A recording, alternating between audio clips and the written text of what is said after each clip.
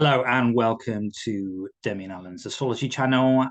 This is Astro Report for August 2022. We're going to look at the planets that are making waves, the planets that are dominating the skies, what to look out for, and essentially how to get through the month of August.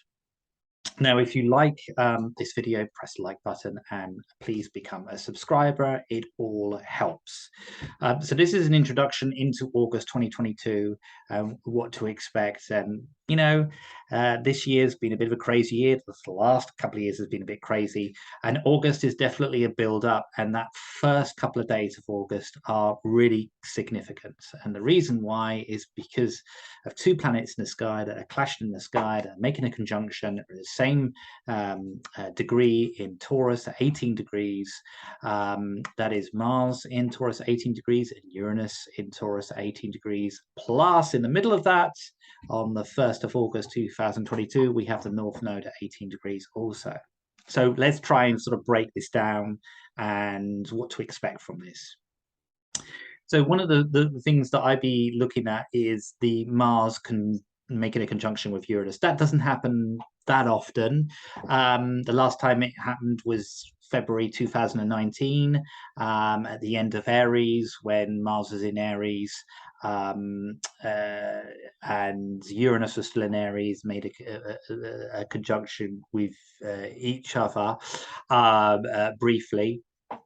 The time before that, and probably more significantly, was early April 2011, in England, and particularly London and all across England. That time we had the London riots that spread in various parts of the country, when Mars was in Aries again, making a conjunction with Uranus in Aries, and that was at that 0 degrees, 1 degrees in Aries. So there's quite a volcanic force that can erupt when these two get it together. This is in the sign of Taurus, and it's at 18 degrees, so it's at the middle of the sign. So when conjunctions happen at the beginning at 0 degrees, 1 degrees, they're to be very, very powerful because it's at the beginning of that sign.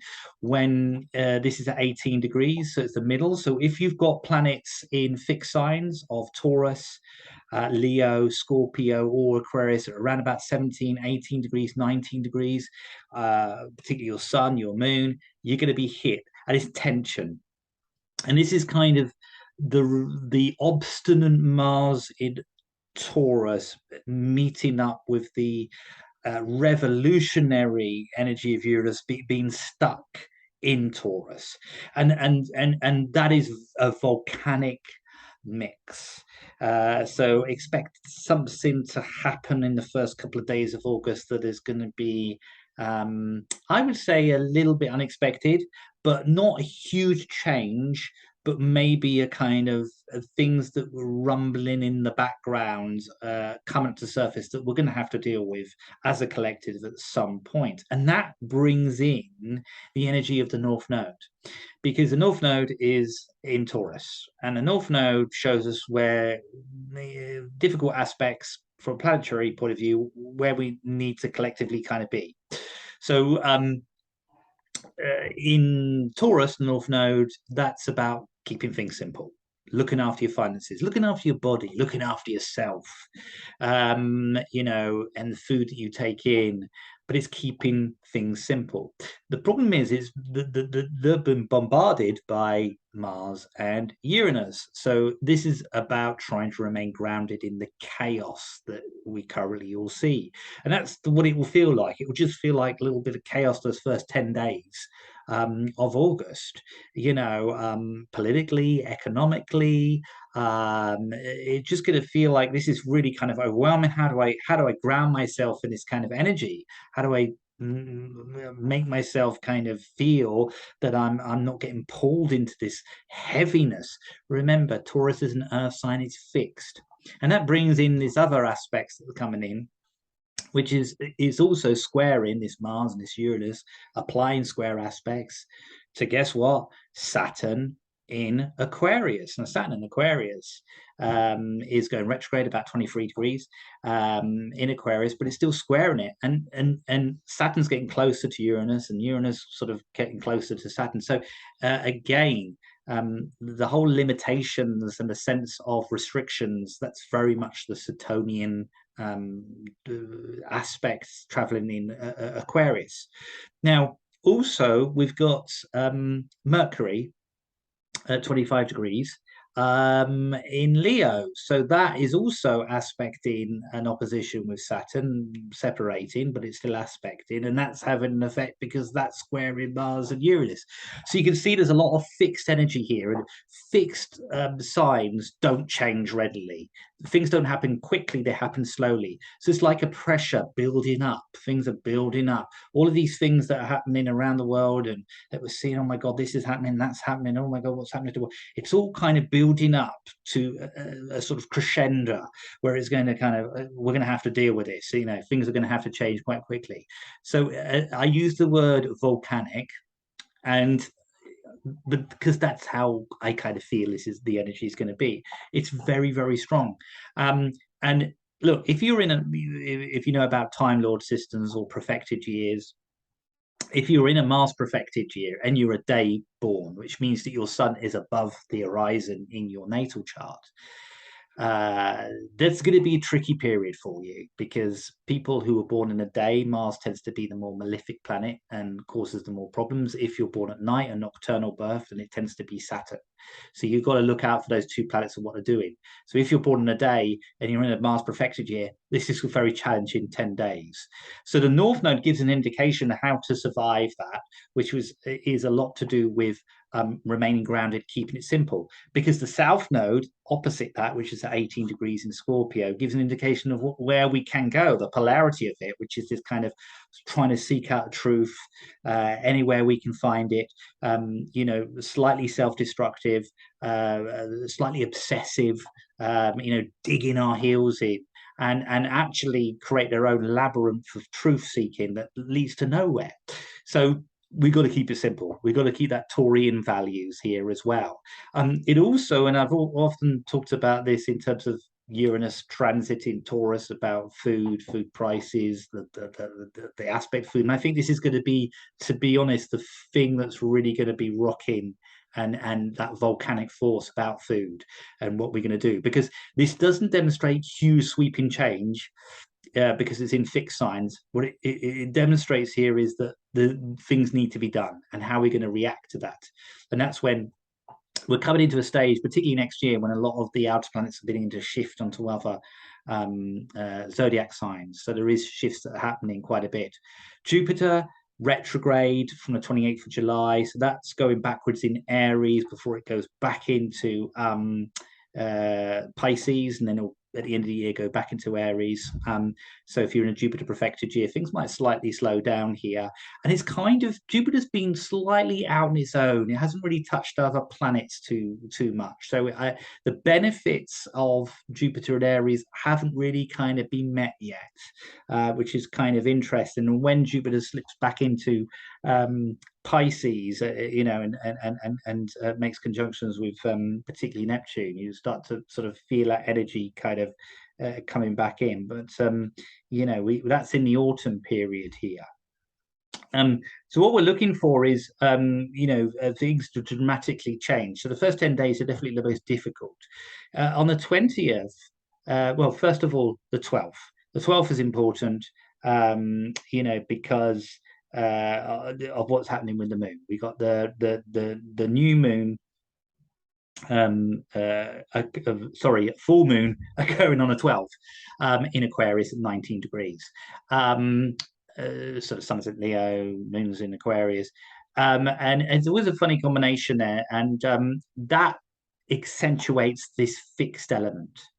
So it's from the 1st of August to the 13th, 14th. That first half really of August is the more tried and more difficult, the more tense. So again, that full moon accentuates the fixed element, 19 degrees. So again, we're in that 18, 19 degree mark, part of the astrological wheel that's having a massive effect. The sun is very, very strong in its rulership in Leo, but the moon's not so strong in Aquarius. There's always a bit of a funny energy with that thing, and it's right next door to Saturn as well. So Saturn's holding the moon to account here, and it's also squaring Uranus, and so that's a bit of a funny energy as well from a political point of view. Try to get things kind of moving in the right way. Very, very difficult. And again, if you've got a lot of planets in a Leo or Aquarius, that's a bit of a challenge there. Then on the 20th, Mars goes into Gemini. Now, everyone get used to Mars being in Gemini because it's going to be there for the next 6 months. It's going to be going retrograde. We're going to have to get used to Mars being in Gemini an awful lot. And I'm not the biggest fan of Mars being in Gemini as a transiting combination. I think it's verbally can be quite flippant, and it's the Mars energy, the assertiveness feels as though it goes in many different directions all at the same time, and that can have quite an impact, as though everything's kind of just spread too thin and nothing actually gets done. Although it's air and being an air sign, and it just feels a little bit less of an impact. So we've got to get used to this. And I think this will talk a lot about how we verbally talk to each other, communicate with each other, all forms of communication, particularly social media, when we have this Mars, particularly retrograde in Gemini, aspects about that coming up. And I'll talk about that because that happens much more in the autumn and the fall period.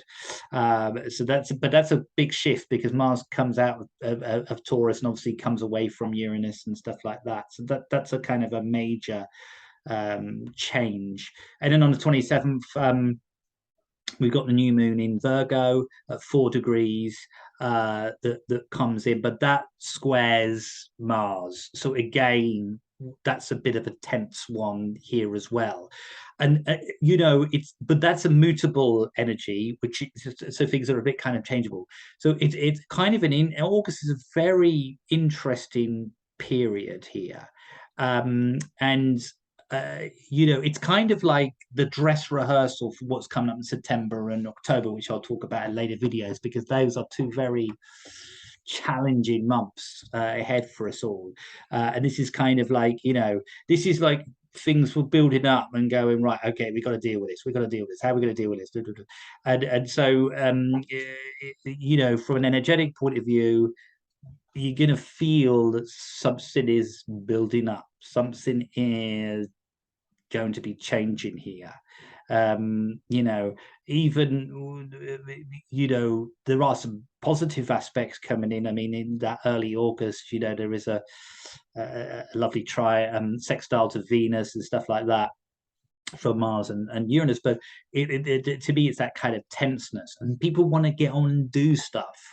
But when we go into September and October, we're going into retrograde land where a lot of planets are going backwards and not really functioning and stuff like that. But this is a fixed quality, and August primarily, apart from sort of 23rd onwards, is the sun is in a fixed sign traveling in Leo. So it is a fixed part of summer in the northern hemisphere, but this energy is difficult. So it is challenging. I mean, Venus and Mercury are doing okay, which is good. I'm not too worried about those two, really. Although, Mercury, Mercury does, the early part, as I said, it's opposing Saturn. But even on around about the 12th, the time of the full moon, Venus goes into Leo, which again emphasizes more fixed signs. So not a huge amount of change, but enough build up for us all to kind of think, well, what are we going to do about this? There needs to be something done about this. We need to put plans in action, different plans. And as I said, it's the conventional meeting the unconventional that's been the theme of the general square between Saturn and Uranus that's been playing out, and they're both getting closer again. So there is kind of a lot of kind of significance. Around about the 24th, 25th, Uranus goes retrograde, so that's worth looking out for. Going back, I think, again, fixed signs, I find a lot of people, clients of mine, fixed signs in the charts, whether it's ascendants or suns or moons in Taurus, Aquarius, Scorpio, Leo. An awful lot, particularly the Taurus and the Aquarian seem to be, that's the ones that have been hit the most, because obviously the Saturn and the Uranus in those two sides of the zodiac. So if you've got those two sides of the zodiac, you'd be hit by a lot. And it might be that you are changing your life quite dramatically. It might be that you are looking at things in a very, very different way to what you were a couple of years ago, or contemplating change. But these signs, the fixed signs, they don't change readily.